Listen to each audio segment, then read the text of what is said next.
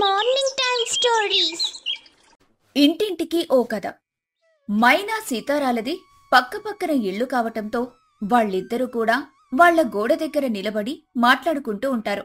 ఈరోజు మీ ఇంట్లో ఏం కూర చేశారు సీతారా? ఏముంటుందక్కా, మా అత్తగారికి బీపీ షుగరు. ఆమె పుణ్యమా అని మేమేం తినకుండా ఉండాల్సి వస్తుంది. ఇష్టమైన కూర తినడానికి కూడా లేదు. అలాంటప్పుడు ఆమెను ప్రత్యేకంగా వండుకోమని చెప్పు, లేదంటే నువ్వే ప్రత్యేకంగా వండుకో. అన్నన్నిసార్లు వండుకోవటం కష్టమక్కా. మహాతల్లి ఎప్పుడు పోతుందో అని ఎదురు చూస్తున్నాను అని వాళ్ళిద్దరూ మాట్లాడుకుంటూ ఉండటం సీతారా అత్తగారు శకుంతల విననే వింటుంది. కాని ఏమీ విననట్టుగా తన దగ్గరికి వెళ్ళి, అమ్మా సీతారా, పొయ్యి మీద ఏదో పెట్టినట్టున్నావు, మాడిపోతున్నట్టుంది. నేను గ్యాస్ ఆపొచ్చానమ్మా. అబ్బో, మంచి పని చేశావులే. అన్నట్టు పట్నం నుంచి మా చెల్లెళ్ళు వస్తున్నారు. మీరు ఊరికే వాళ్ల దగ్గరికి వెళ్ళకండి. మీ చెమట వాసన వాళ్లు భరించలేరు. ఆ మాటలకి ఆమె చాలా బాధగా అక్కడ్నుంచి వెళ్ళిపోతుంది. దాన్ని చూసిన మైనా, మీ అత్తగారిని బాగానే కంట్రోల్లో పెట్టినట్టున్నావే. ఆ మాత్రం కంట్రోల్లో పెట్టకపోతే నెత్తినెక్కి కూర్చుంటుంది. నువ్వే నయం. మా అత్తగారంటే ఎప్పటికీ భయం నాకు. ఒక కేక వేసిందంటే పరిగెత్తుకుంటూ అక్కడికి వెళ్లాల్సిందే అని మాట్లాడుకుంటూ ఉండగాని మైనా అత్తగారు శాంతమ్మ, ఓసై మైనా, ఎక్కడ చచ్చావే బుద్ధిలేందానా? ఎక్కడ పని అక్కడ వదిలేసి అక్కడేం చేస్తున్నావు అంటూ కోపంగా పిలవటంతో, అమ్మో, శివంగిలాగా మా అత్తగారు నా మీద పడిపోతుందేమో. వెళ్తున్నాను సీతారా, మళ్ళీ కలుద్దాం అంటూ అత్తగారి దగ్గరికి వెళ్తుంది. సీతారా కూడా అక్కడ్నుంచి వెళ్ళిపోతుంది. మైనా ఇంట్లో అత్తగారు మైనాని ఇష్టమొచ్చినట్టుగా తిడుతూ ఉంటుంది. అత్తయ్య, నేను పనులన్నీ చేసినా కూడా మీరెందుకు నన్ను ఎప్పుడూ తిడుతుంటారు? నేను నిన్ను తిట్టకపోతే నువ్వు నా నెత్తినెక్కి కూర్చుంటావు. అయినా నీకెన్నిసార్లు చెప్పానే సీతారాతో మాట్లాడొద్దని? నువ్వు దాని సావాసం చేసి వాళ్ళ అత్తగారిని కంట్రోల్లో పెట్టినట్టు నువ్వు కూడా నన్ను కంట్రోల్లో పెడదామనుకుంటున్నావేమో. అలాంటి పప్పులు నా దగ్గరే ముడకవు. 2 కాళ్ళు విడిచి పొయ్యిలో పెడతాను. వెళ్ళు, పోయి నీ పని చూసుకో అని అనడంతో మైన భయంతో అక్కడ్నుంచి వెళ్ళిపోతుంది. కొంత సమయం తర్వాత సీతారా ఇంటికి తన చెల్లెళ్ళిద్దరూ వర్ష, వేదాలు వస్తారు.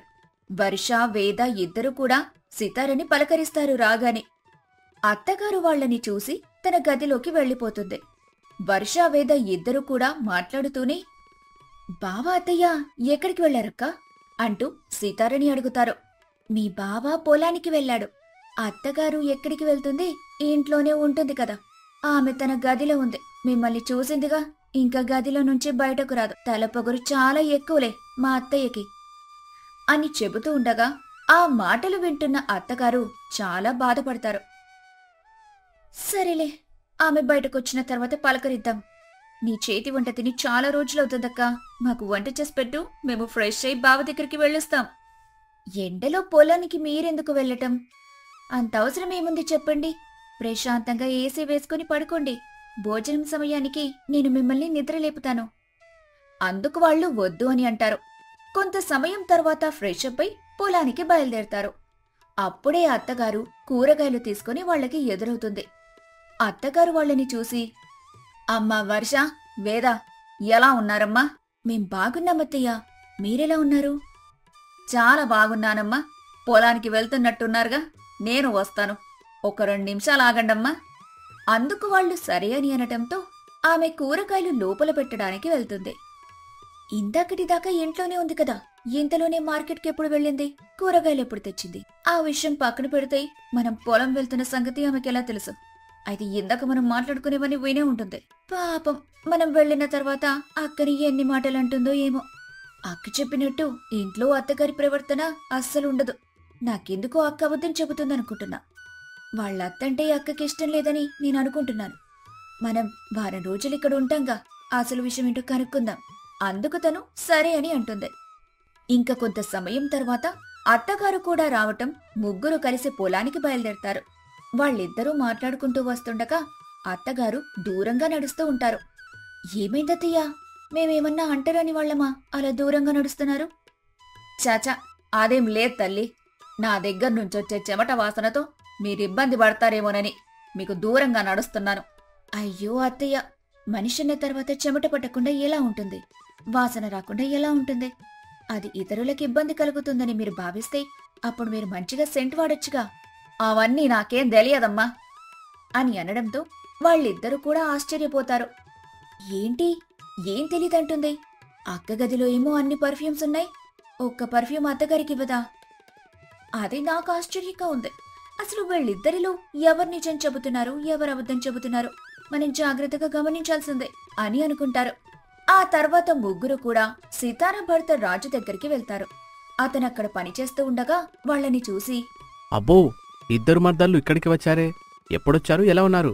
ఇందాకే వచ్చాం బావా, ఊరికి నిన్ను కలిసి వెళ్దామని ఇలా పొలానికొచ్చాం. ఏంటి కబుర్లు? ఎందుకు ఎండన పడొచ్చారు? అవసరమా? అమ్మా, ఎందుకు తీసుకొచ్చావమ్మా వీళ్ళనిక్కడికి? నేను తీసుకురాలేదు బాబు, వాళ్లే ఇక్కడికి బయలుదేరితే వాళ్లతో పాటు నేను కూడా తోడుగా వచ్చాను అని అంటుంది శకుంతల. సరేలే, తీసుకెళ్ళిపోయింటికి. ఎందుకు ఈ ఎండలో అవసరమా? నేను 2 గంటల్లో వచ్చేస్తానులే, మీరు వెళ్ళండి అని అనడంతో వాళ్లు సరే అని అక్కడ్నుంచి బయలుదేరతారు. వేదావర్ష మాట్లాడుకుంటూ, పాపం అత్తగారు మనకు తోడుగా వచ్చారంట. నా మనసులో నేను ఏదో అనుకున్నాను, నేను కూడా ఏదో అనుకున్నాను. సరేలే, అత్తగారిని షాపింగ్కి తీసుకెళ్దాం, వస్తుందేమో అడుగు. అత్తయ్యా, సరదాగా షాపింగ్కి వెళ్దాం అత్తయ్యా, మాతో పాటొస్తారా? అత్తగారు ఒక క్షణం ఆలోచిస్తారు. అప్పుడు సీతార చెప్పిన మాటలు గుర్తుకొస్తాయి. అత్తయ్యా, మా చెల్లెళ్ళు షాపింగ్కి తీసుకెళ్తానంటే మర్యాదగా వద్దని చెప్పండి, లేదంటే వాళ్ళు నీకు పట్టుచీర కావాలా, అది కావాలా, ఇది కావాలా అని అడుగుతారు.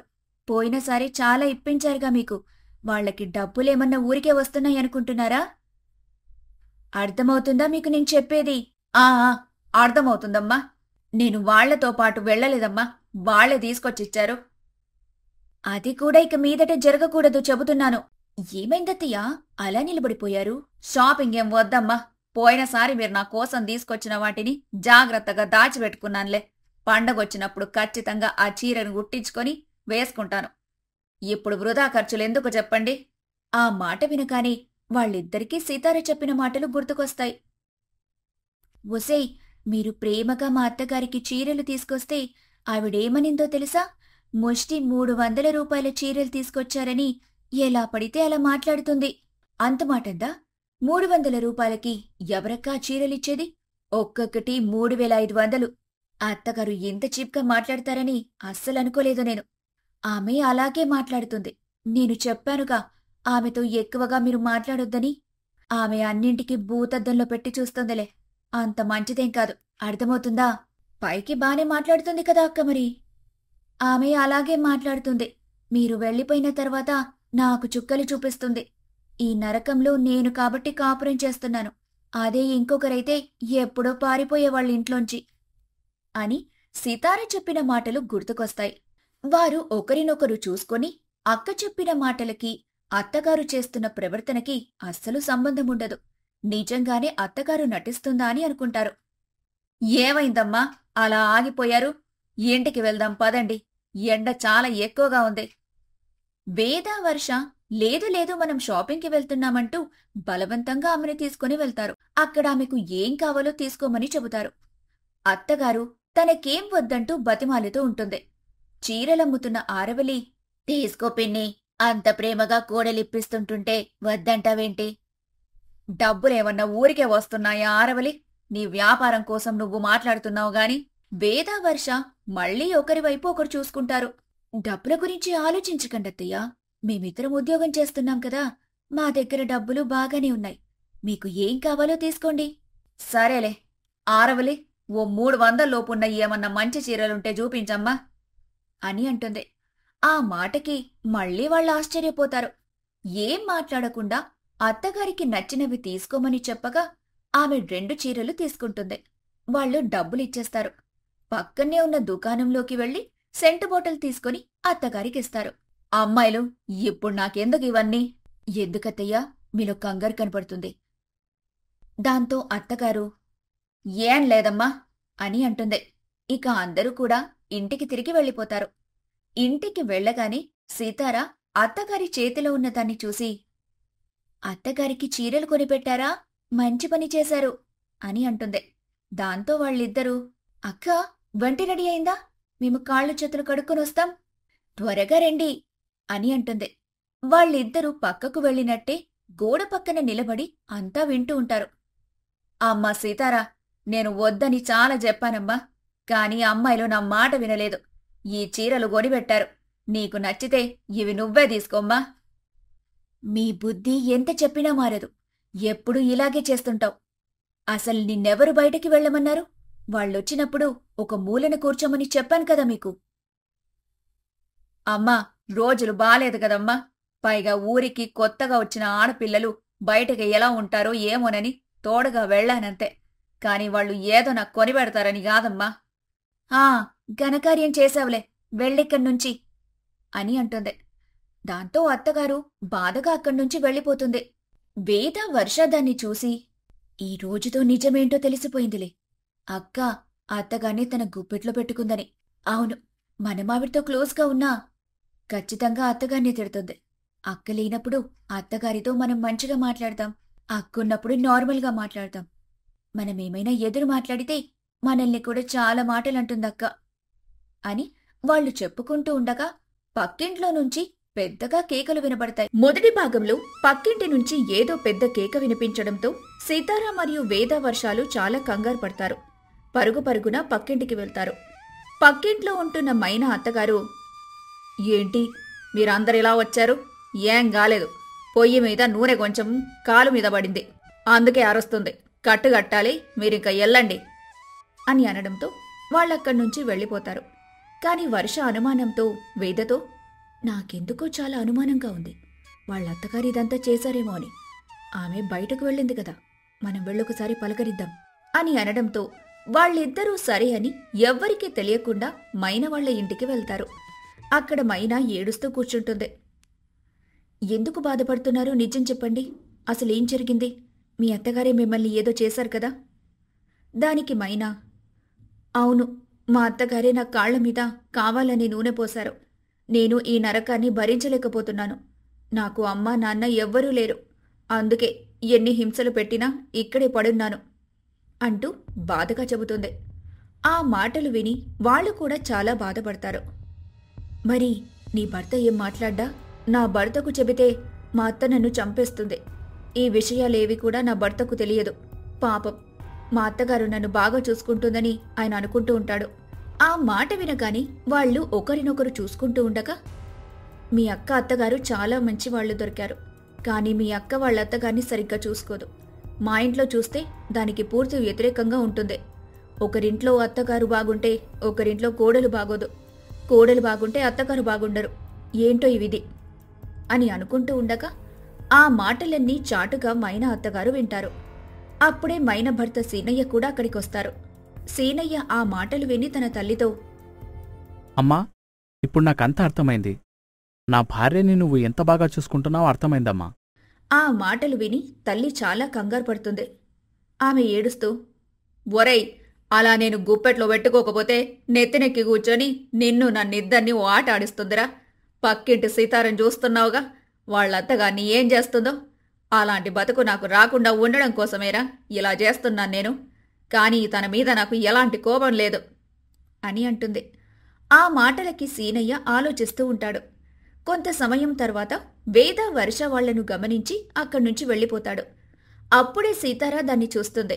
వాళ్ళింటికి రాగానే సీతారా, మైనా వాళ్ళింటికి ఎందుకు వెళ్లారు మీరు? అది కూడా నాకొక్క మాట చెప్పకుండా? అప్పుడు వర్ష సీతారకు జరిగిన విషయం చెబుతుంది. దాంతో సీతార కోపంగా, పక్కింటి వాళ్ల గురించి మనకెందుకు? మన పని మనం చూసుకోవాలి కానీ ఇంకెప్పుడు ఇలా చేయకండి. ఇలాంటి పంచాయతీలు కనుక మీరు చేసే పనైతే ఇక నుంచి త్వరగా వెళ్ళిపోండి అని సమాధానం చెప్పడంతో వాళ్లు చాలా బాధగా అక్కడ్నుంచి లోపలికి వెళ్ళిపోతారు. ఇదిలా ఉండగా అక్కడ సీనయ్య తల్లితో ఏం మాట్లాడకుండా భార్య దగ్గరికి వెళ్ళి, నేనంతా విన్నాను. నువ్వెందుకు మా అమ్మ చేస్తున్న విషయాలు నాకు చెప్పలేదు? ఇక మీదట మా అమ్మ ఏదైనా చేస్తే నాకు చెప్పు అని చెప్పడంతో ఆ మాటలు వింటున్న తల్లి తన మనసులో, ఇప్పుడే గదా వాడికి అర్థమయ్యేలా చెప్పాను, వీడేంటి భార్య ముందలా మాట్లాడుతున్నాడు. ఈ విషయం గురించి కొంచెం శ్రద్ధ తీసుకోవాలి, కాని కొన్ని రోజులు మాత్రం కోడల్ని ఏమనకూడదు అని అనుకుంటుంది. ఇక ఆ రోజు రాత్రి అందరూ నిద్రపోతూ ఉంటారు. అప్పుడు మైనా చాలా బాధగా బయటకొస్తుంది. ఆ సమయంలో పక్కింటి గోడ మీద సీతార అత్తగారు శకుంతల కూర్చొని ఉంటుంది. దాన్ని చూసిన మైనా, అత్తయ్య ఏమైంది అంత దిగులుగా కూర్చొనున్నారు అని పలకరిస్తుంది. అత్తగారు మైనను చూసి, ఏం లేదమ్మా, నా సంగతి సరే, నువ్వేంటి ఇంత రాత్రివేళ బయటకొచ్చావు అని ఇద్దరూ మాట్లాడుకుంటూ ఉంటారు. ఇక్కడ ఒకరి బాధలు ఒకరు చెప్పుకుంటూ ఉంటారు. అప్పుడు మైన మనసులో, మిమ్మల్ని చూస్తే నాకు చాలా బాధగా ఉంది. మీలాంటి అత్తయ్య దొరికితే నాకెంత బాగుండేదో. అసలు మీరే మా అత్తయ్య అయితే ఇంకా బాగుంటుంది అని అనుకుంటుంది. అత్తగారు మనసులో, నీలాంటి కోడలు నాకుంటే ఎంత బాగుండేదో. అసలు నువ్వే నా కోడలైతేనే బాగుండేది అని తను కూడా ఊహించుకుంటుంది. వాళ్ళిద్దరూ ఒకరినొకరు అత్త కోడల్లాగైతే ఎలా ఉంటారో అని ఊహించుకుంటూ ఉంటారు. వాళ్ళిద్దరూ అత్తా కోడల్లాగా ఊహించుకుంటూ ఉంటారు. అమ్మా కోడలి పిల్ల, ఇదిగో నీకోసం ఈరోజు ఇష్టమైన వంట చేశాను. అత్తయ్య, మీకు తెలియకుండా నేను కూడా మీకు ఇష్టమైన వంట చేశాను. ఇద్దరం కూర్చొని తిందాం రండి అని అనుకుని ఇద్దరూ కూర్చొని భోజనం చేస్తారు. కొంత సమయం తర్వాత ఇద్దరూ మాట్లాడుకుంటూ ఉంటారు. ఇక అత్తగారు, అమ్మా, నీ దగ్గర పాత చీరలున్నాయి కదా, వాటి బదులు కొత్త చీరలు తీసుకొని ఆ పాత చీరలన్నీ కూడా నీకు నచ్చినట్టుగా డ్రెస్సులు కుట్టుకో. ఈరోజు షాపింగ్కి వెళ్దాం. లేదత్తయ్య, ఆ పాత చీరలన్నింటితో బొంతలు కుట్టిస్తే అలా పడుంటాయి. మనం ప్రత్యేకంగా మళ్లీ బెడ్లు కొనాల్సిన అవసరం ఉండదు. డబ్బులు కొంతవరకు సేవ్ చేసుకోవచ్చు కదా. మంచి ఆలోచనమ్మా, అయితే ఈరోజు ఆ పని చేద్దాం అని అనుకుని ఇద్దరూ కూడా పాత చీరలతో బొంతలు తయారు చేస్తారు. ఆ తర్వాత ఇద్దరూ షాపింగ్కి వెళ్లాలని నిర్ణయించుకుని షాపింగ్ కోసమని వెళ్తారు. అక్కడ అటు ఇటు తిరుగుతూ ఉంటారు. అబ్బాయి, అక్కడున్న ఎర్ర రంగు చీర అమ్మాయికివ్వు, చాలా బాగుంటుంది. అమ్మా మైనా, ఇది తీసుకో, నీకు అద్భుతంగా ఉంటుంది. మీ సెలెక్షన్ చాలా బాగుందత్తయ్య. నిజంగానే ఇది నాకు చాలా బాగుంటుంది. అద్భుతంగా ఉంది చూడ్డానికి కూడా. అలా అత్తగారు చెప్పింది కోడలు తీసుకుంటుంది. కోడలు కూడా అత్తగారికి ఏది బాగుంటుందో అది చూపించి దాన్ని తీసుకోమని చెప్పడంతో అత్తగారు కూడా దాన్ని తీసుకుంటారు. అలా ఇద్దరూ షాపింగ్కి వెళ్ళొస్తారు. ఇంటి దగ్గర వాళ్ల అత్త కోడల్ని చూసి ఆశ్చర్యపోతారు. ఇదిలా ఉండగా సీతారా అత్తగారు, చూసారా, పక్కింటి వాళ్ళు ఎంత బాగా అన్యోన్యంగా ఉన్నారో. మీరు ఉన్నారు ఎందుకు చీటికి మాటికి గొడవ పడుతూ ఉంటారు. నేనుగాదే చీటికి మాటికి గొడవపడేది, నువ్వు. నీ వల్లే నేను గొడవపడాల్సొస్తుంది, నీ మొహం మండ అని ఒకరినొకరు తిట్టుకుంటూ ఉంటారు. అలా తిట్టుకోవడం కొట్టుకోవడం దాకా వస్తారు. దాన్ని చూసిన మైనా అత్తగారు పెద్దగా నవ్వుకుంటూ ఉంటారు. అలా నవ్వుకుంటూ వాళ్ళు ప్రస్తుతం ఉన్నదానికి వస్తారు. ఏమైందత్తయ్య, అలా ఒక్కసారిగా నవ్వుతున్నారు? నువ్వెందుకు నవ్వుతున్నావు? అప్పుడు వాళ్ళిద్దరూ కూడా వాళ్ల ఊహ గురించి చెప్పుకుంటారు. అలా వాళ్ల ఊహ గురించి చెప్పుకొని నవ్వుకుంటూ ఉంటారు. అప్పుడు మైనా, నిజంగానే మన ఊహలో జరిగింది ఎంత బాగుందో. మనమెంత అన్యోన్యంగా ఉన్నామో. కాని మీకేమో రాక్షసిలాంటి కోడలు దొరికింది, నాకేమో గయ్యాలెత్త దొరికింది. ఏం చేద్దాం చెప్పండి? అవును తల్లి, ఏం చేద్దాం? మన రాత ఇలా రాసుంది. వాళ్ళెప్పటికీ మారి మనతో ప్రేమగా ఉంటారో చూడాలి అని వాళ్ళిద్దరూ కూడా మాట్లాడుకుంటూ ఉంటారు. ఇక చూస్తుండగానే తెల్లవారిపోతుంది. అత్తయ్య, తెల్లవారిపోయింది. ఇక మనం పని చేసుకోవడం మంచిది. ఈ రాత్రి నిద్రలేదుగా, పనిచేసి కొంచెంసేపు పడుకుంటాను. పడుకుంటే మళ్ళీ ఆ మహాతల్లి ఏమంటుందో అని భయంగా ఉంది. కాని తప్పదు. అవునమ్మా, నేను కూడా అదే అనుకుంటున్నాను. ఇంటి ముందుగా ముగ్గు పెడతాను అని ఇద్దరూ అనుకుని ముగ్గు పెడుతూ ఉంటారు. ఆ తర్వాత సీతారా వాళ్ళత్తగారితో, ఏమిటి ఈరోజు తొందరగా లేచి పనిచేశారు? ఈరోజు వర్షం పడుతుందేమో. బాగోలేక రాత్రంతా నిద్రపోకుండానే ఉన్నాను తల్లి అని అనడంతో సీతారా కోపంగా, అంత మనసు బాగోకుండా ఉండటానికి ఏమైందో తెలుసుకోవచ్చా అని అడగటంతో ఆమె ఏం మాట్లాడకుండా అలా నిలబడిపోతుంది. ఇంతలో ఇద్దరు చెల్లెళ్ళు అక్కడికొచ్చి ఆ మాటలు విని, నీలాంటి కోడలు దొరికితే వాళ్ల పరిస్థితి ఇలాగే ఉంటుందిలే. వాళ్ళనుకున్నదొకటి జరిగిందొకటైతే ప్రతి అత్త కూడా ఇలాగే భావిస్తుంది. ముందు నీ బుద్ధి మారితే ఆమె ప్రశాంతంగా ఉంటుంది అని అనడంతో సీతారా కోపంగా, నోరు మూసుకొని లోపలికి వెళ్ళు, నీకేం తెలుసు ఇలా మాట్లాడ్డానికి అని అంటుంది. అప్పుడు వర్ష, ఎంతకాలం మా నోరు మూస్తావు చెప్పు? ఏదో ఒక రోజు ఆమెకు కూడా కడుపు రగిలిపోతుంది. అప్పుడు నీ అంత చూస్తుంది. ఆ రోజు నువ్వు పుట్టింటికి రావాలన్నా నీకు అమ్మా నాన్న లేరు. మా దగ్గరికి రావాలనుకున్నప్పుడు మేము దగ్గరికి రానివ్వం. నీ చావు నువ్వే చావాల్సొస్తుంది. ఆ మాటలకు సీతార కోపంగా, అసలు నా ఇంట్లో నుండి మీ ఇద్దరు బయటికి వెళ్ళిపోండి అని అంటుంది. దాంతో వాళ్ళిద్దరూ మేమది ముందే నిర్ణయించుకున్నాంలే అని వాళ్ళు కూడా కోపంగా అక్కడ్నుంచి వెళ్ళిపోతారు. అత్తగారు వాళ్ళని అడ్డుకునే ప్రయత్నం చేస్తుండగా సీతార కోపంగా, నువ్వేమో మంచిదానివి, నేను చెడ్డదాన్నని అనిపించడానికా ఇదంతా? సరిపోయింది బాగోతమంతా అని కోపంగా వెళ్ళిపోతుంది. వర్ష వేద ఇద్దరు కూడా ఎవరు ఎలాంటి వాళ్ళో మాకు బాగా తెలుసులే అని అంటూని సీతార అత్తగారితో, అత్తయ్య, ఈ ఇంట్లో నీకు నరకంగా అనిపిస్తే మా దగ్గరికి వచ్చేయండి. మా ఇంటి తలుపులు ఎప్పుడూ మీకోసం తెరిచే ఉంటాయి. ఈ నరకంలో ఉండాల్సిన అవసరం లేదు అని చెప్పి అక్కడ్నుంచి వెళ్ళిపోతారు ఆ అక్క చెల్లెళ్ళు. ఇదిలా ఉండగా మైనా ఇంట్లో అత్తగారు మైనాతో, అమ్మా మైనా, నీ కాలు బాగోలేదుగా, నువ్వెళ్ళి విశ్రాంతి తీసుకో, పని మొత్తం నేను చేస్తానులే అని అంటుంది. ఆ మాట వినగానే మైనా, నేను చూస్తుంది నిజమేనా అన్నట్టుగా ఆమె వైపు చూస్తుంది. వెళ్ళమ్మా, నేనున్నాగా, చూసుకుంటాను అని అనడంతో అత్తగారు ఉన్నట్టుండి ఇలా మాట్లాడుతుందేంటి అనేది ఆలోచిస్తూ ఉంటుంది. రెండో భాగంలో మైనా అత్తగారు అలా మాట్లాడడంతో ఆమె చాలా ఆశ్చర్యంగా చూస్తూ ఉంటుంది. ఆ తర్వాత ఏం జరిగిందో ఇప్పుడు చూద్దాం. మైనా తన మనసులో, ఏంటి ఇదంతా నిజమేనా? నేను నమ్మలేకపోతున్నాను. ఉన్నట్టుండి మా అత్తగారు ఇలా అంటున్నారేంటి? నా భర్తకి నిజం తెలిసిందని నటిస్తున్నారా, లేదంటే నిజంగానే మారిపోయారా అని అనుకుంటూ ఉంటుంది. ఇంతలో భర్త శ్రీనయ్య అక్కడికి వస్తాడు. ఏంటి మైనా, దేని గురించి ఆలోచిస్తున్నా? ఏమైంది? ఏం లేదండి, ఈరోజు మీకు భోజనం ఏం చెయ్యమంటారు? అందుకతను, నేను మన స్థలం దగ్గరికి వెళ్తున్నాను. అక్కడ చెట్లన్నీ బాగా పెరిగిపోయాయి, అవన్నీ కొట్టేస్తాను. నువ్వు మధ్యాహ్నం భోజనం తీసుకునిరా. అందుకు తను సరే అని అంటుంది. అతనక్కడ్నుంచి వెళ్ళిపోతాడు. ఇక మైనా తన భర్త కోసం వంట సిద్ధం చేస్తూ ఉంటుంది. అత్తగారు కూడా ఆమెకు సహాయం చేస్తూ ఉంటారు. అప్పుడు అత్తగారు తనతో మాట్లాడుతూ, నిన్ను బాగా ఇబ్బంది పెట్టానా అమ్మా? ఏంటత్తయ్యా కొత్తగా మాట్లాడుతున్నారు? ఏమైంది మీకు? మీరు బాగానే ఉన్నారా? నేను బాగానే ఉన్నానమ్మా. నిన్న రాత్రి మీ ఇద్దరూ మాట్లాడుకున్న మాటలు మొత్తం నేను విన్నాను. అప్పుడు అనిపించింది నేను ఎంత పెద్ద తప్పు చేశానా అని. ఇక మీదట మన మధ్య విభేదాలేమీ ఉండవు. అన్ని పనులు కలిసి చేసుకుందాం. అన్నిట్లో నువ్వు నాకు కూతురులాగా తోడుండు, నేను నీకు తల్లిలాగా తోడుంటాను. ఆ మాటలకు మైనా చాలా సంతోషపడుతూ ఆనంద బాష్పాలు పెట్టుకొని అత్తయ్య అంటూ ఏడుస్తుంది. ఆమె తనని ఓదారుస్తుంది. ఆ తర్వాత మైనా, అత్తయ్య, ఈ శుభ సందర్భంలో నేను పాయసం తయారు చేసి పక్కింటి అత్తయ్య గారికి సితారాకి ఇస్తాను.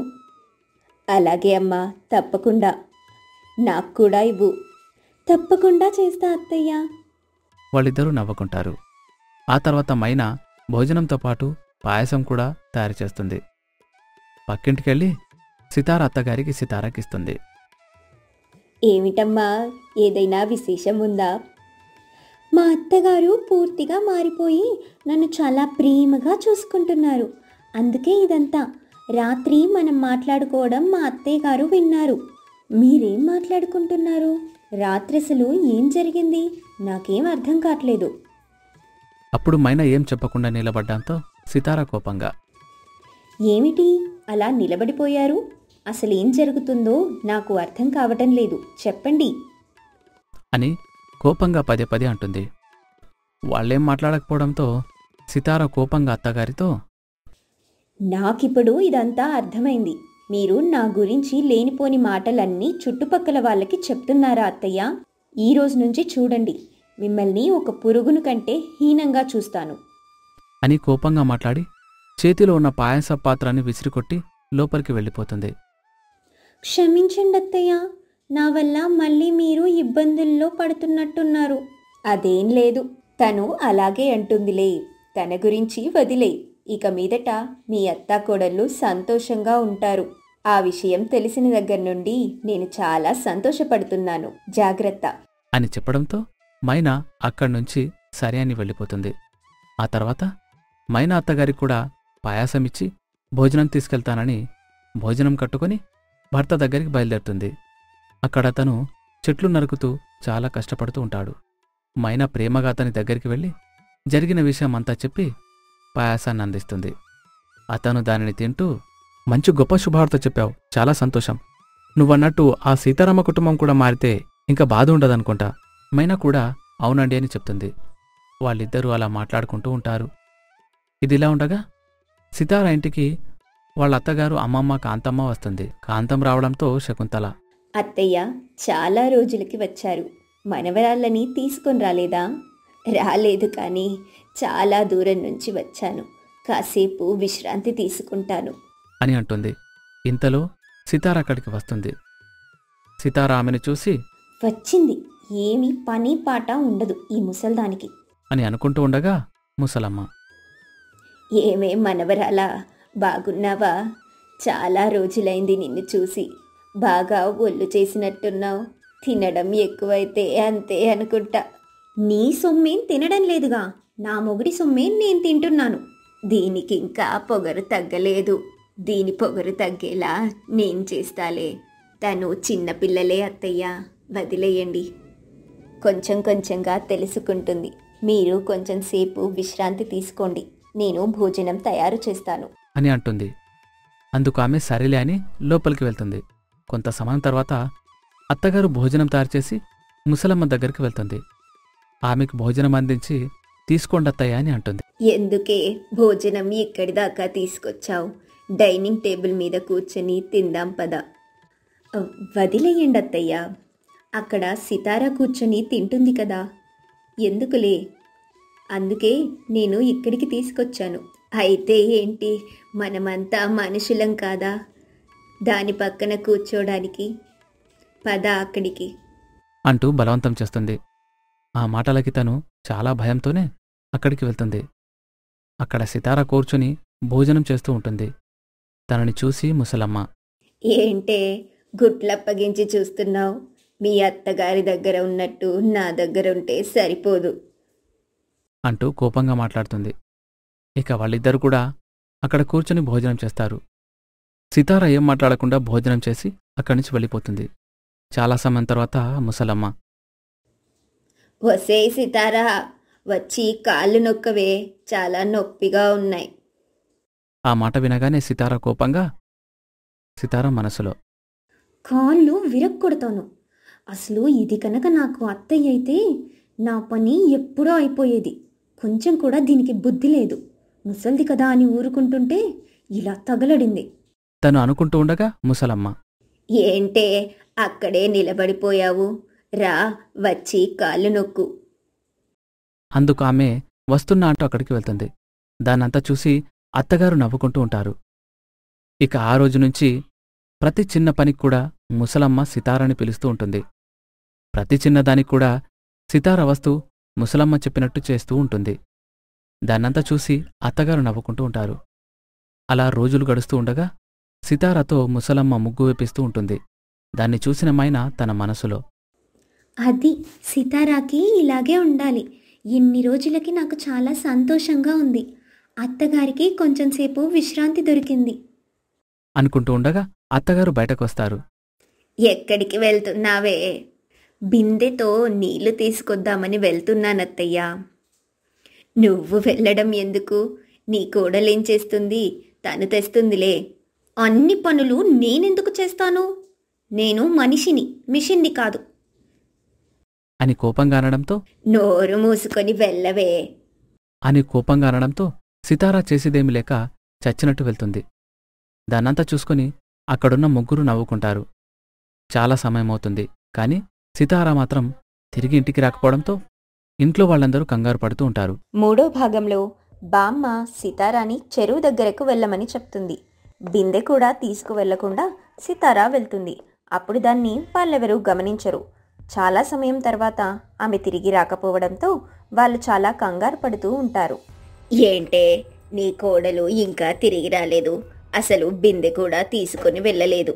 ఆ సంగతే నేను మర్చిపోయాను. ముందది ఎక్కడికెళ్ళిందో వెళ్ళి చూడు, నాకు కూడా అది కంగారుగా ఉంది అని అనుకుంటూ ఉండగా ఇంతలో మైనా అక్కడికి వచ్చి, అత్తయ్య, సితార కాలు జారి చెరువులో పడిపోతే హాస్పిటల్లో చేర్పించారంట. పక్కింటి పంకజం చెప్పింది. వినయ్ కూడా హాస్పిటల్లోనే ఉన్నాడంట. మీకు ఫోన్ చేస్తే స్విచ్ ఆఫ్ వస్తుందంట. మా ఆయనకి ఫోన్ చేసి చెప్పాడంట. ఆయన పొరుగురులో ఉన్నాడు కదా, ఇప్పుడే వచ్చి చెప్తున్నాడు. త్వరగా వెళ్దాం పదండి అని అనడంతో వాళ్ళు చాలా కంగారుగా అక్కడికి బయలుదేరుతారు. కానీ ఇంతలోనే ఒక కారు వస్తుంది. కారులో నుంచి సితార భర్త రాజు ఇద్దరూ కూడా ఇంటికి వస్తారు. సితార అలా కూర్చొని ఉంటే రాజు కోపంగా, నీళ్లకు వెళ్ళిన మనిషి తిరిగి రాలేదు అంటే మీరు అలాగే చూస్తూ ఉండిపోతారా? అసలు నీళ్ళకి ఎవరు వెళ్ళమన్నారు? తనెప్పుడైనా నీళ్లు తీసుకొచ్చిందా? అసలు ఇలా బుద్ధి లేకుండా ఎవరు ప్రవర్తిస్తున్నారు? అప్పుడు భామ, ఒరేయ్, ఎందుకురా అలా అరుస్తున్నావు? నేనే నీళ్లు తీసుకురమ్మని చెప్పాను. ఎంతకాలమని మీ అమ్మ పనంతా చేస్తూ ఉంటుంది. మీ అమ్మేమైనా వయసులో ఉందా? అందుకే నేను తనకి పని చెప్పాను. పిచ్చి కుక్కలాగా అరిచింది చాలు, నోరు మూసుకొని వెళ్ళరా అని చాలా కోపంగా అంటుంది. అతను చాలా కోపంగా లోపలికి వెళ్ళిపోతాడు. ఎంత ప్రమాదం తప్పిపోయిందమ్మా సితారా, నీకేం కాలేదు కదా? అందుకు సితారా ఏడుస్తూ, నేను ఇంట్లో ఉండడం ఇష్టం లేదు కదా, అందుకే నాకు ఇలాంటి పనులు చెప్తున్నారు. నా ప్రాణం పోతే మీకేమొస్తుంది? సంతోషమే కదా. అయితే ఇప్పుడే చెప్పండి, మీ ముందే చచ్చిపోతాను అని ఏడుస్తూ పెద్ద పెద్దగా అరుస్తూ ఉంటుంది. ఆ మాటలు విని శకుంతల చాలా బాధపడుతూ ఉంటుంది. ఇంతలో బామ్మ చూస్తూ ఉంటుంది. ఏంటి అలా చూస్తున్నావు? దొంగను చూసినట్టు. దొంగవు కాకపోతే నువ్వేమైనా దొరవా? నీ సంగతి నాకు తెలియదనుకుంటున్నావా? చిన్నప్పుడు ఈ కాలువ గట్టి నుంచి ఆ కాలువ గట్టు దాకా ఈత కొట్టుకుంటూ వెళ్ళేదానివి. నీళ్ళల్లో పడిపోయి ప్రాణాలు పోగొట్టుకుంటున్నాను అంటే నేనెలా నమ్ముతాను? ఆ మాట వినగానే తను చాలా కంగారు పడిపోయి అలా చూస్తూ ఉంటుంది. ఏంటి, సితారాకి ఈత వచ్చా? అలాంటప్పుడు ప్రమాదం ఎలా జరుగుతుంది? ప్రమాదం కాదే, దాని మీద సానుభూతి కలగడం కోసం దానికి పని చెప్పకుండా ఉంటామని ఇలా చేస్తుంది. ఈ విషయం దాని మొగుడికి చెప్తే దీని పనేంటో అర్థమవుతుంది. దీని దొంగ తెలివితేటలు, దొంగ పనులన్నీ వాడికి చెప్తాను. వద్దు వద్దు బామ్మ, అలా చేయొద్దు. ఆయన నన్ను పురుగును చూసినట్టు చూస్తాడు. మీరేది చెప్తే అది చేస్తాను. ఈ విషయం మాత్రం బయటకు మాత్రం రావద్దు. అది అలా రావాలి దారికి. వెళ్ళి వంట చెయ్యవే అని అనడంతో సితార కంగారుగా వంటగదిలోకి వెళ్తుంది. సితార వంటగదిలోకి వెళ్ళి వంట చేస్తూ ఉంటుంది. దానిని గమనించిన భర్త ఆమెతో, ఏంటి నువ్వు వంట చేస్తున్నావు? నీకసలు బాగోలేదు కదా? ఎవరు చెప్పారండి నాకు బాగోలేదని? నాకంతా బాగానే ఉంది. మీకే బాలేదనుకుంటా. మీరు వెళ్ళండి, నేను వంట చేస్తాను అని అనడంతో అతను ఆశ్చర్యంగా, రాజు మనసులో, ఏంటిది ఇలా ప్రవర్తిస్తుంది? మతి ఉందా పోయిందా? ఏంటో నాకంత అయోమయంగా ఉంది అని అనుకుంటూ వెళ్తాడు. ఆ మాటలను వింటున్న బామ్మ నవ్వుతూ మైనా మరియు కోడలితో మాట్లాడుతూ ఉంటుంది. ఇంకా దీని గర్వమంతా అణిగిపోయినట్టే. నువ్వేది చెప్తే అది ఖచ్చితంగా వింటుంది. నేను ఉన్నా లేకపోయినా దాన్ని నీ చెప్పు చేతల్లో పెట్టుకోవచ్చు. చెప్పు చేతల్లో ఎందుకు పెట్టుకుంటానత్తయ్య? మీరు నన్ను ఎలా చూసుకున్నారో నేను కూడా తనని అలాగే చూసుకోవాలని అనుకుంటున్నాను. కానీ తను మాత్రం నన్ను ఎప్పుడూ అలా చూసుకోలేదు. ఎందుకో ఏమిటో నేనంటే తనకి ఇష్టం లేదు. బాధపడకండి అత్తయ్య, ఖచ్చితంగా తను మారుతుంది. తనలో మార్పు వస్తుంది. మార్పు వచ్చిన తర్వాత మా అత్త కోడళ్ళలాగా మీరు కూడా చాలా సంతోషంగా ఉండొచ్చు అని అనడంతో ఆమె అలాగే అనుకుంటాను అని అంటుంది. ఇక తర్వాత మైనా అక్కడి నుంచి వెళ్ళిపోతుంది. ఆ తర్వాత అందరూ కలిసి భోజనం చేస్తారు. బామ్మ వంట బాగా చేశావు అంటూ సితారాని మెచ్చుకుంటూ ఉంటుంది. ఇక ఆ రోజు గడిచిపోతుంది. రోజులు గడుస్తూ ఉన్నాయి. సితార బామ్మ ఏది చెప్తే అలాగే చేస్తూ ఉంటుంది. కానీ అలా చేయడం తనకి ఏమాత్రం ఇష్టం లేదు.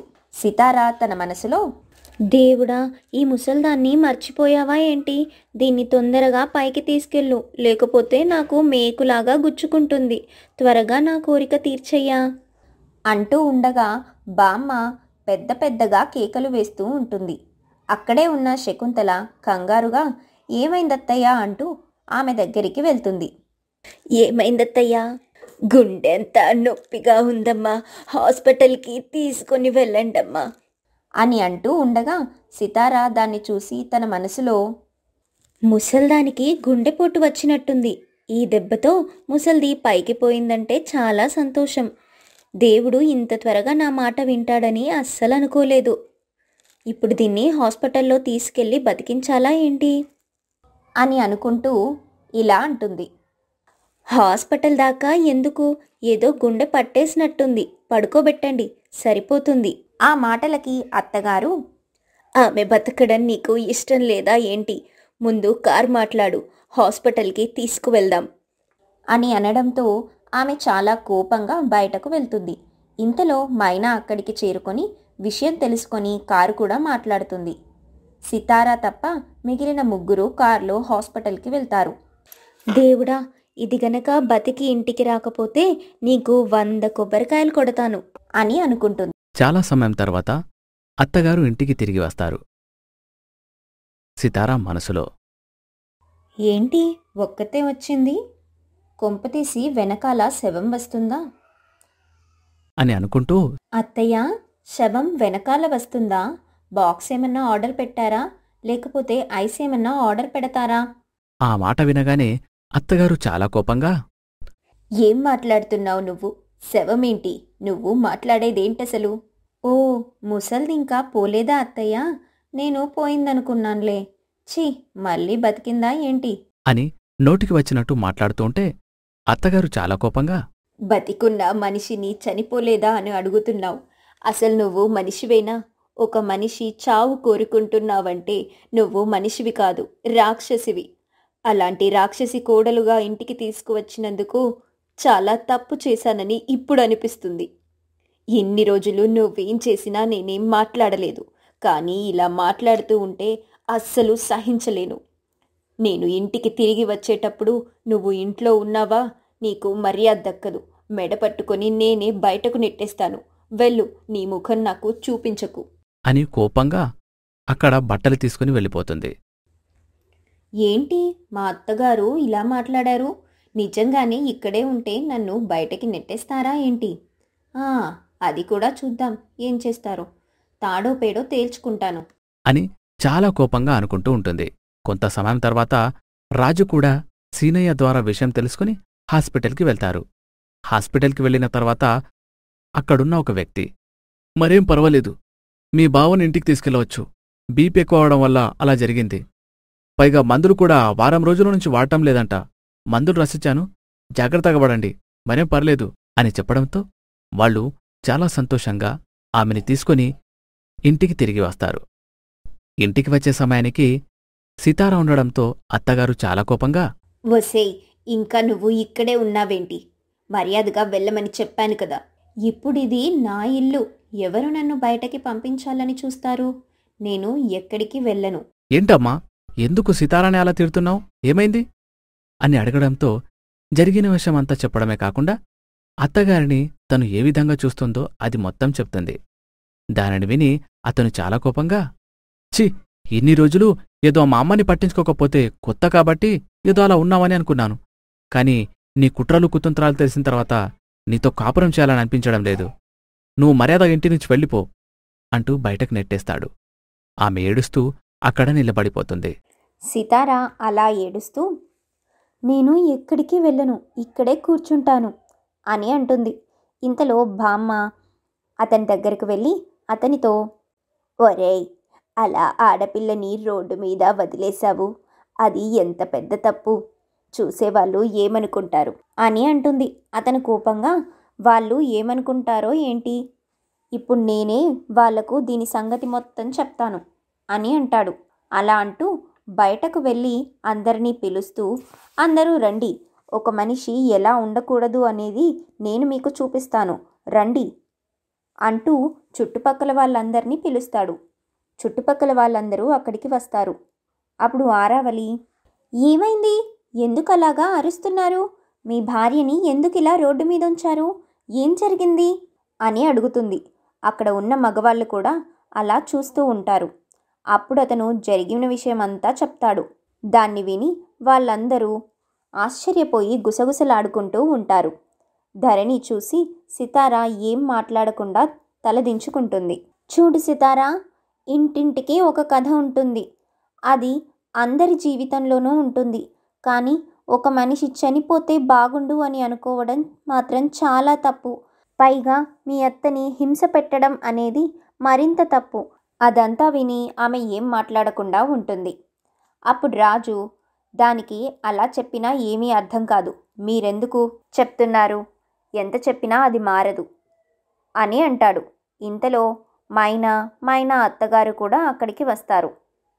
అప్పుడు మైనా, రాజు నువ్వు లోపలికి వెళ్ళు, సితారా నువ్వురా అంటూ లోపలికి తీసుకెళ్లే ప్రయత్నం చేస్తుండగా అతను, వద్దు, ఆమె అసలు లోపలికే వద్దు, ఆమె సంగతి నీకు అస్సలు తెలియదు. ఇక్కడ ఉన్న వాళ్ళెవ్వరూ కూడా సరైన వాళ్ళు కారు రాజు. నిన్ను మా ఆయన పిలుస్తున్నాడు, వెళ్ళు, ఆయనతో మాట్లాడు అని అనడంతో అతను కోపంగా అక్కడి నుంచి వెళ్ళిపోతాడు. వచ్చిన వాళ్ళందరూ కూడా వెళ్ళమని వాళ్ళు చెప్పడంతో వాళ్ళు అక్కడి నుంచి వెళ్ళిపోతారు. అక్కడి నుంచి వెళ్ళిపోయిన తర్వాత మైనా సితారాని లోపలికి తీసుకెళ్ళి, చూడు సితారా, మీ అత్తగారు ఎంత మంచివాళ్ళో నాకు బాగా తెలుసు. తను నిన్ను ఎంతగా ప్రేమిస్తుందో నేను చెప్పనా అంటూ ఆ రోజు రాత్రి జరిగిన విషయమంతా చెప్తుంది.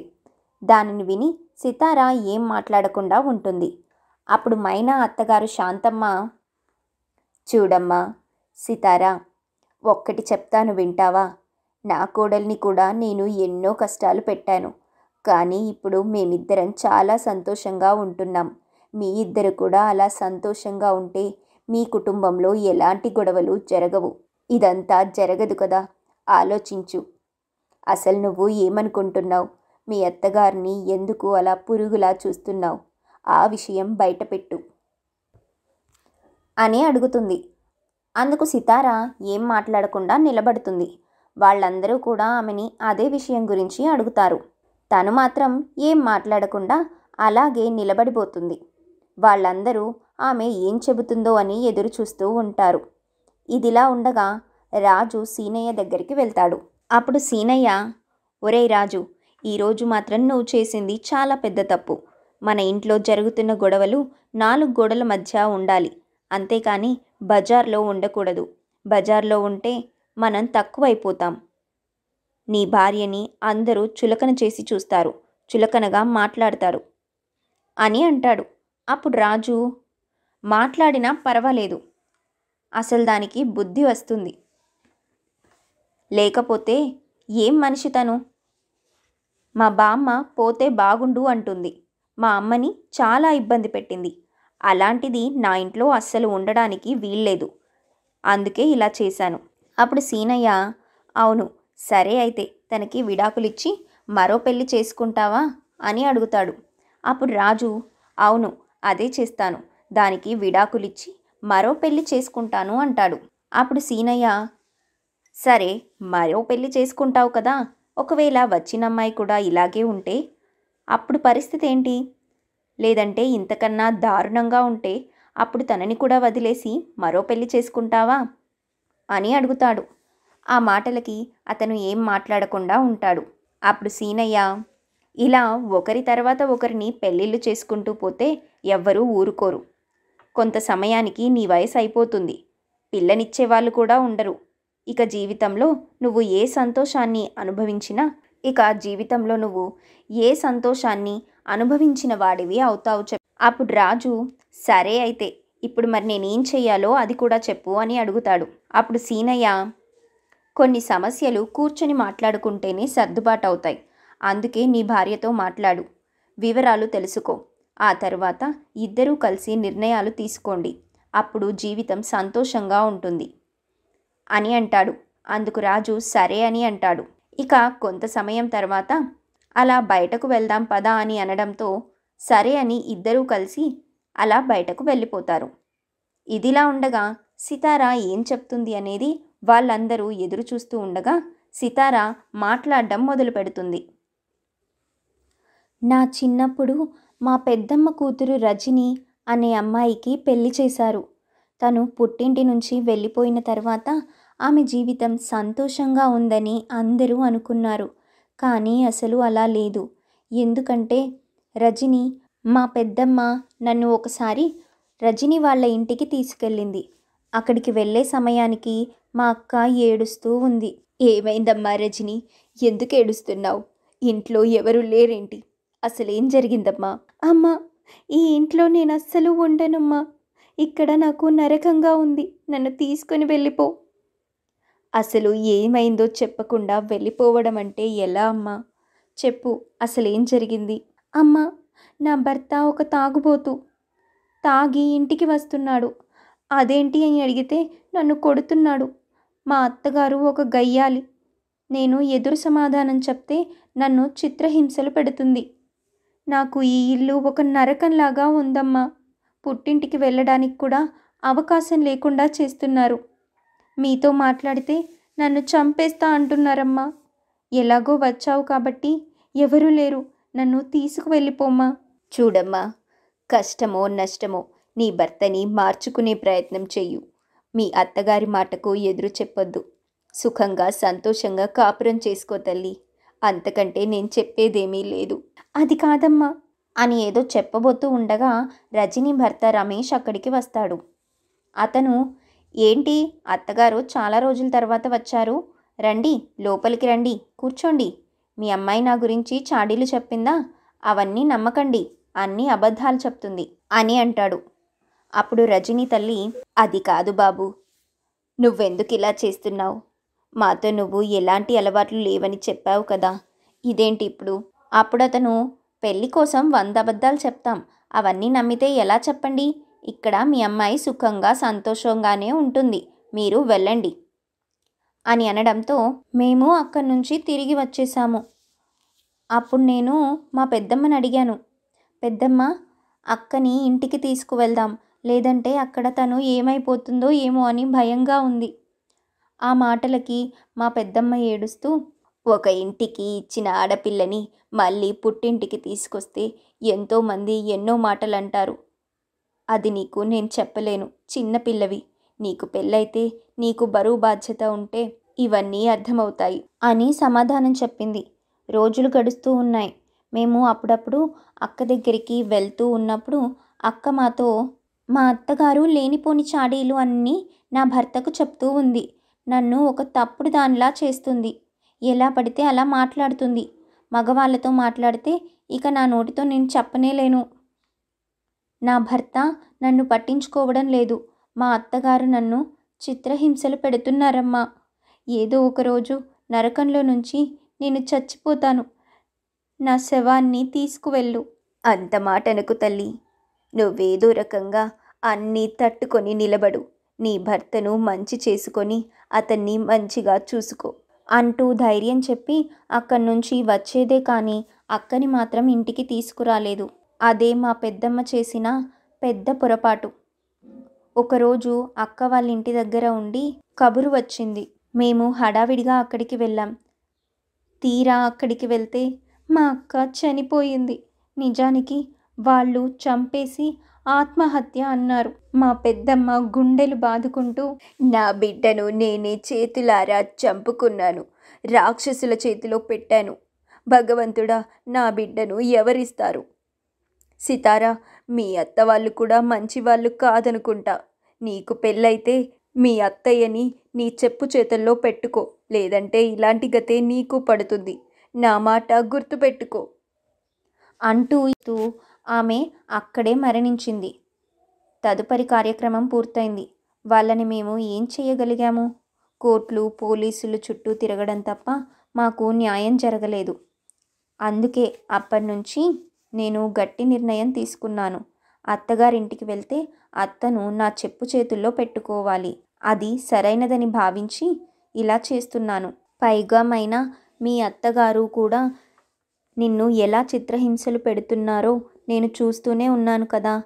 ఆమె నాతో మాట్లాడే మాటలు, నీతో ప్రవర్తించే విధానం అంతా నాకు తెలుసు కాబట్టి నేను జాగ్రత్త పడుతూ వచ్చాను అంటూ తన బాధని వ్యక్తం చేస్తుంది. ఆ మాటలు విని వాళ్ళందరూ ఆశ్చర్యపోతారు. అప్పుడు మైనా అత్తగారు, నేను ఒకప్పుడు అలాగే ఉన్నాను, కానీ నేనిప్పుడు మారిపోయాను కదా. మీ అత్తగారు అలాంటిది కాదు. నువ్వు ధైర్యంగా మీ అత్తగారితో సంతోషంగా ఉండొచ్చు. అందరూ ఒకేలాగా ఉండరు అంటూ ధైర్యం చెప్పి అక్కడి నుంచి వెళ్ళిపోతారు. అప్పుడు బామ్మ, ఎవరు ఎలాంటి వాళ్ళో నీకు తెలిసే ఉంటుంది. ఇకనైనా నీ మనసు మార్చుకో. పాత గాయాలని, జరిగిపోయిన వాటిని తలుచుకొని ఇప్పుడు కూడా అలాగే జరుగుతుంది అనుకోవడం పెద్ద మూఢనమ్మకం లాంటిది.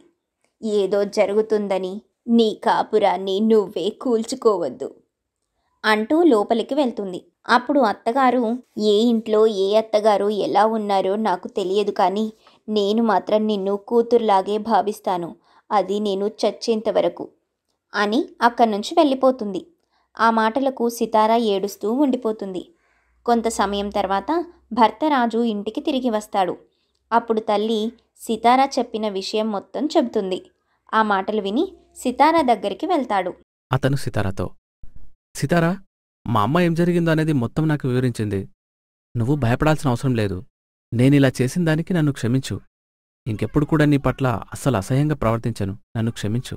ఆ మాటలకి సితారా ఏడుస్తూ, నిజానికి మీరే నన్ను క్షమించాలి. నేనలా చేసి ఉండకూడదు.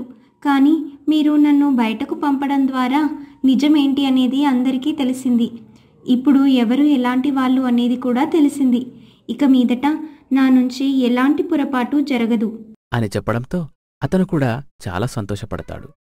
ఇక మరుసటి రోజు నుంచి సితారా తన ప్రవర్తన మొత్తం మార్చుకుంటుంది. వాళ్ళత్తగారితో ప్రేమగా మాట్లాడుతూ బాగా కలిసిపోతుంది. దాన్ని చూసి బామ్మ కూడా చాలా సంతోషపడుతుంది. ఇంట్లో వాళ్ళందరూ సితారా మారిపోవడంతో మరింత సంతోషపడతారు. అప్పుడు మైనా సితారా అత్తగారు మాట్లాడుకుంటూ, దేవుడి దయ వల్ల మీ అత్త కోడళ్ళలాగే మేము కూడా కలిసిపోయాం. ఇంకా మా జీవితంలో ఎలాంటి దిగులు ఉండదు. మరి మాకు స్వీట్ తినిపించరా ఏంటి? వట్టి స్వీట్ ఏంటి, విందు భోజనం చెప్పడానికే వచ్చాను. ఈరోజు అందరూ భోజనానికి వచ్చేయండి. మంచి మంచి వంటకాలు చేసి పెడతాను అని చెప్పడంతో ఆమె తప్పకుండా అని అంటుంది. ఇక అందరూ కలిసి భోజనానికి వెళ్తారు. రెండు కుటుంబాలు కలిసి విందు చేసుకుని సంతోషంగా ఉంటాయి. ఆ విధంగా ఇంటింటి కథ సుఖాంతమవుతుంది. ఇలాంటి వీడియోల కోసం మన ఛానల్ని సబ్స్క్రైబ్ చేయండి, లైక్ చేయండి, షేర్ చేయండి.